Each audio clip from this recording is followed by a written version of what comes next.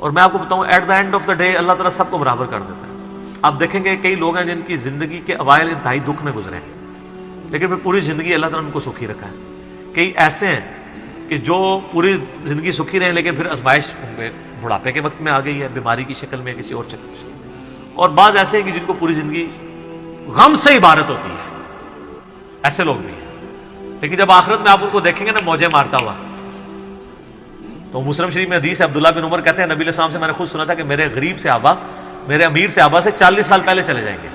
ظاہر ہے قیامت کا دن 50,000 سال کا دن ہے, اس میں 40 سال تو کچھ بھی نہیں ہے, وہ 40 سال پہلے جنت میں چلے جائیں گے. لیکن 40 سال آپ دیکھ لیں کتنے زیادہ ہوتے ہیں صرف غریب ہونے سے. اس لیے عبداللہ بن عمر غریب صحابہ کے ساتھ بیٹھا کرتے ہیں کہ یار چلو چنگے دے لڑ لگ جائیے, نانگے پیر نہیں, غریب صحابی درویش لوگ. تو مال فتنہ ہے اس حوالے سے. بخاری مسلم میں حدیث ہے, نبی علیہ السلام نے فرمایا کہ ابن آدم کہتا ہے میرا مال میرا مال میرا مال, حالانکہ تیرا مال تو وہ ہے جو تو نے کھا لیا یا پہن کر بوسیدہ کر لیا یا اللہ کی راہ میں خرچ کر کے آخرت کے لیے ذخیرہ کر لیا, باقی تو تیرے برسا کا مال ہے. بخاری مسلم میں حدیث ہے انسان کے 3 دوست ہیں. ایک وہ ہے کہ جو ساتھ جاتا ہے قبر کے اندر, 2 باہر ہی رہ جاتے ہیں. اس کے اعمال قبر میں ساتھ جاتے ہیں, اس کے رشتہ دار اور مال باہر ہی رہ جاتے ہیں. بخاری مسلم دونوں میں حدیث ہے, نبی علیہ السلام نے فرمایا ابن آدم کے پاس اگر سونے کی 2 وادیاں ہوں تو تمنا کرے گا تیسری بھی آ جائے, اس کا پیٹ صرف قبر کی مٹی بھرے گی. بخاری مسلم دونوں میں حدیث ہے, یہ نہ سمجھیے گا یہ بزرگوں والا ہے, یہ واقعی بخاری مسلم دونوں میں حدیثیں ہوتی ہیں جو میں بیان کر رہا ہوتا ہوں, پوری ذمہ داری سے کر رہا ہوتا ہوں کہ اے اللہ محمد اور آل محمد کو بس اتنا ہی رزق دینا کہ ان کی روح اور جسم کا رشتہ برقرار رہے. بخاری اور مسلم دونوں میں حدیث ہے. اما عائشہ کہتی ہیں کہ نبی علیہ السلام کی وفات تک ہماری حالت تھی, بعض اوقات 1 مہینہ, بعض اوقات 2, بعض اوقات 3 مہینے تک ہمارے گھر میں چولہا نہیں جلتا تھا. 2 کالی چیزوں پہ, کھجور اور پانی پہ گزارا ہوتا تھا, وہ بھی کوئی ٹن و ٹن نہیں, 2 کھجوریں صبح 2 شام اور 1 میٹھا پانی کا پیالہ صبح اور 1 شام. حالانکہ خیبر کے بعد وسعت مل گئی تھی, نبی علیہ السلام نے فقط اڈاپٹ کیا ہوتا. بخاری مسلم دونوں میں حدیث ہے, جب نبی علیہ السلام نے ایلا کیا تھا 1 مہینے کے لیے اپنی بیویوں سے ناراض ہو کے چھت پہ شفٹ ہو گئے تھے, جو حضرت عمر ان کو ملنے گئے تھے, آپ کے جسم مبارک پہ چٹائی کے نشان تھے, تو حضرت عمر رو پڑے, یا رسول اللہ کیسر و کسرا تو دنیا کے مزے لوٹ رہے ہیں اور آپ اللہ کے رسول ہو کے یہ حالت آپ کی. آپ نے فرمایا کہ اے عمر کیا تم اس بات پہ راضی نہیں ہو کہ کیسر و کسرا دنیا کے مزے لوٹے اور ہم آخرت کی سعادت. اے عمر کیا دنیا کی حقیقت ابھی بھی تجھ پہ نہیں کھلی؟ سر نبی علیہ السلام سے اتنے سخت جملے جس عمر نے سنے ہوئے تھے نا, وہی عمر اس قابل تھا کہ اس کے دور میں رومن اور پرشین امپائر گرتی اور 1 ٹکا آرام کا کسی کو نہ کھانے دیتا, ٹنڈ کے رکھا ہوا تھا. حضرت عمر کے بعد کیا ہوا ہے, مینجمنٹ کمزور ہو گئی ہے, وظیفوں پہ لوگ لگ گئے, تھیندے تھیندے ٹھیک ہے. اسی لیے کہا جاتا ہے ابو بکر عمر کی خلافتیں محفوظہ ہیں اور عثمان و علی کی خلافتیں مفتونہ ہیں. اس لیے نہیں کہ وہ خلفاء برے تھے, اس لیے کہ اس میں فتنے کا دور تھا, وہ اسپیشل پروٹیکشن. بخاری مسلم میں حدیث ہے میری امت اور فتنوں کے درمیان دروازہ عمر ہے, جب یہ دروازہ توڑ دیا جائے گا فتنے شروع ہو جائیں گے. وہ فتنے کیا شروع ہوئے, دنیا کی محبت. جو بخاری میں حدیث نہیں ہے, وہ جو نبی علیہ السلام جب ہجرت کر رہے تھے تو حضرت ابوبکر رضی اللہ تعالیٰ عنہ آپ کے ساتھ تھے, تو ایک شخص جو کافروں کی طرف سے 100 اونٹ انعام رکھا گیا تھا, تو وہ پیچھا کرتے, ابن جوشم, کیا نام تھا اس کا, سراقہ ابن مالک ابن جوشم. وہ پیچھے آیا, اس کا گھوڑا دھس گیا, 2-3 بار ہوا, اس کو یقین ہو گیا. اس نے کہا میں آپ کی کوئی مدد کر سکتا ہوں تو بتائیں.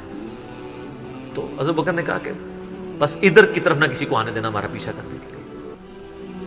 تو پھر وہ جب جانے لگا تو پیچھے سے آواز دی اور کہا کہ رسول اللہ صلی اللہ علیہ وسلم کہہ رہے ہیں کہ میں سراقہ کے ہاتھوں میں کسرا کے کنگن دیکھ رہا ہوں.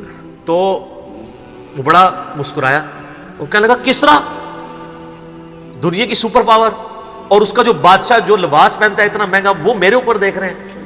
اور دل میں شاید اس نے یہ بھی سوچا ہو کہ اپنی حالت یہ ہے کہ جان بچا کے 2 بندے چوری چھپے مدینہ جا رہے ہیں اور ہمیں یہ بشارہ سنا رہے ہیں. تو نبی علیہ السلام کو یہ پتہ بھی تھا کہ امت کے لیے خزانے کھلیں گے, تب بھی آپ نے فقر اختیار کیا تاکہ امت پیچھے سے مال پانی نے شروع کر دے. کیونکہ ترمذی کی حدیث ہے ہر امت کا کوئی نہ کوئی فتنہ ہے, میری امت کا فتنہ مال ہے, سیدھی سی بات ہے. اور پھر حضرت عمر کے دور میں پھر کسرا کا جب لباس آیا تو وہ کہا سراقہ کدھر ہے, پہنایا اور کہا چل کے بتاؤ. جب چلے تو پھر کہا اللہ دے. اس نے کہا میں مالک. ان کا نہیں, نبی علیہ السلام نے صرف اس کا کہا تھا یہ مسلمانوں کا مال ہے, بیت المال میں جمع ہوگا, تو ملکیت نہیں اس کی حاصل کر سکتا, یہ ایونلی ڈسٹریبیوٹ ہوگا. تو سر, اور اس کے بعد پھر حضرت عمر رو پڑے. یہ سارا انہوں نے فلمایا عمر سیریز کے اندر. تو صاحب نے کہا آپ کیوں رو رہے ہیں؟ انہوں نے کہا کہ رسول اللہ مجھ سے بڑھ کر اللہ کو عزیز تھے, لیکن ان کی زندگی فقر میں گزری, اللہ نے یہ خزانے ان کو نہیں دیے. اور حضرت ابوبکر مجھ سے بڑھ کر اللہ کو عزیز تھے, ان کے دور میں یہ نہیں آئے. اس آزمائش میں اللہ نے مجھے ڈالا ہے اور میں ڈرتا ہوں کہ میرا کیا بنے گا.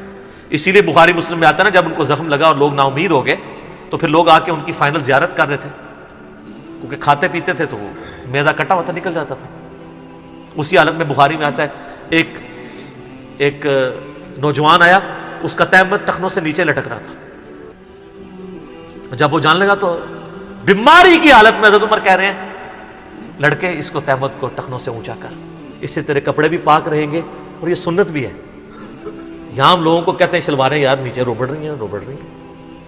حضرت عمر نزا کے عالم میں بھی ٹخنوں سے اوپر شلوار کر رہے ہیں. حضرت عمر وہابی نہیں سن سر, وہ صحابی سن, ان کو پتہ تھا یہ سنت ہے, اور نزا کے عالم میں تہمت اوپر کروا رہے ہیں. یہ بخاری کے الفاظ ہیں.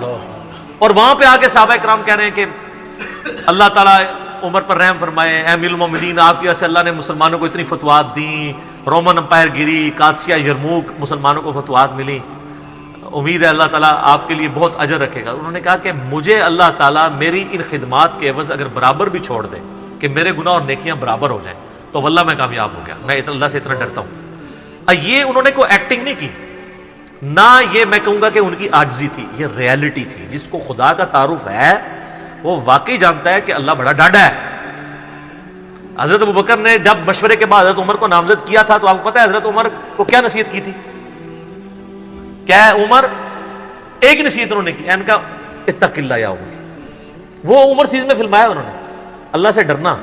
اور جب تو جنتیوں کی طرف دیکھے نا تو دعا کرنا کہ اللہ تجھے اس میں شامل کرتا ہے, اور جب تو دوستیوں کی طرف دیکھنا تو ڈرنا ایسے کہ کہیں تو ان میں شامل نہ ہو. انہوں نے نہیں کہا میں اشرم وشرم, میں جس راستے پہ چلوں شیطان بھاگ جاتا ہے. یہ آپ مجھے کیا باتیں بتا رہے ہیں؟ ان کو پتا تھا کہ اللہ تعالیٰ کی صفت بے نیازی بھی تو ہے نا سر, آپ کو نہیں پتا. وہ تو پیغمبروں کے اوپر عطا فرما دیتا ہے. یونس علیہ السلام تو پیغمبر تھے, اور اتنا غصہ کہ سورہ صافات میں ہے کہ یونس اگر مچھلی کے پیٹ میں ہمیں نہ پکارتا تو پھر اسی دن نکالا جاتا جس دن مردے اپنی قبروں سے نکالے جائیں گے. یار اتنا غصہ کیا کر دیا, کوئی بندے مار دیے یونس نے. آپ یوٹیوب میں کلپ دیکھیں یونس علیہ السلام کا واقعہ تو آپ کو پتہ چلے گا. سر اللہ اپنے معاملات میں بہت سخت ہے. اللہ وہ نہیں ہے جس کا تعارف آپ کو کروایا گیا.